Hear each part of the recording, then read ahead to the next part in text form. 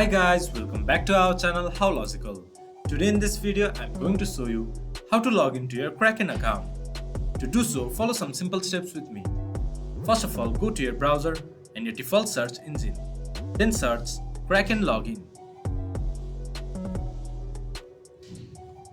Then go to sign in to Kraken or go to www.kraken.com/signin. Once the page has been loaded up, enter your email address or your username.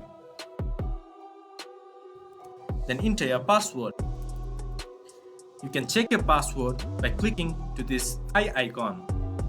Once you have entered your login credentials, press sign in.